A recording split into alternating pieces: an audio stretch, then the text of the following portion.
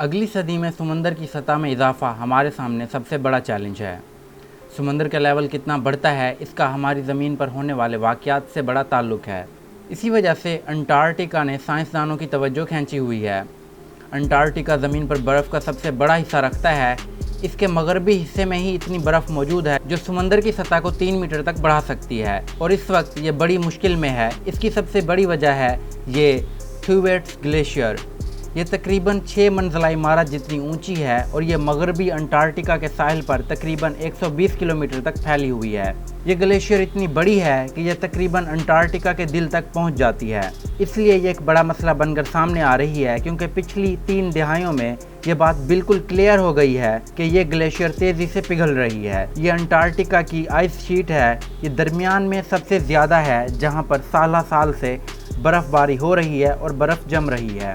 اس کا تھک middle glaciers کے ذریعے دائیں بائیں برف کو سمندر میں دھکیلتا رہتا ہے۔ گلیشیئرز کا وہ حصہ جو سمندر کے پانی میں تیر رہا ہوتا ہے وہ اس کا آئس شیلف ہوتا ہے۔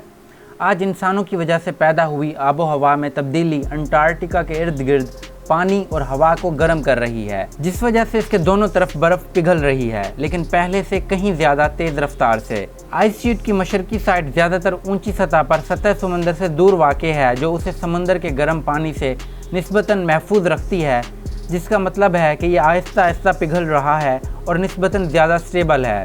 لیکن مغربی انٹارکٹیکا مختلف ہے۔ اس کا بیشتر حصہ پانی میں ہے، جس کا مطلب جیسے یہ پتلا ہوتا ہے پانی اسے شدید نقصان پہنچا سکتا ہے، کیونکہ پانی مسلسل گرم ہو رہا ہے۔ ممکن ہے یہ کلائمیٹ چینج کی وجہ سے سارا اچانک ہی ایک دم پگھلنا شروع ہو جائے۔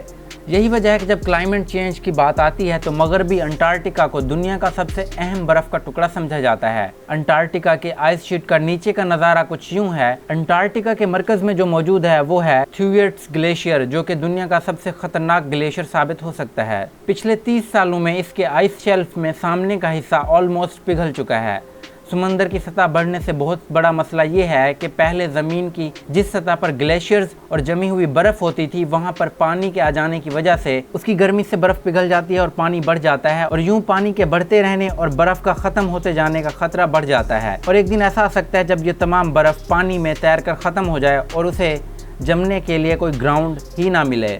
سائنسدانوں کے خیال میں انٹارکٹیکا کے دل میں موجود اس گلیشیئر کا پگھلنا ناگزیر ہے، اور اس کا پگھلنا سمندر کی سطح کو بہت بڑھا دے گا، جس سے انٹارکٹیکا کھوکھلا ہو کر سمندر میں گر جائے گا اور پانی بن جائے گا۔ اس سے بہت سی موسمیاتی اور ماحولیاتی تبدیلیاں اور بہت بڑے پیمانے کی تباہیاں زمین کو گھیر لیں گی۔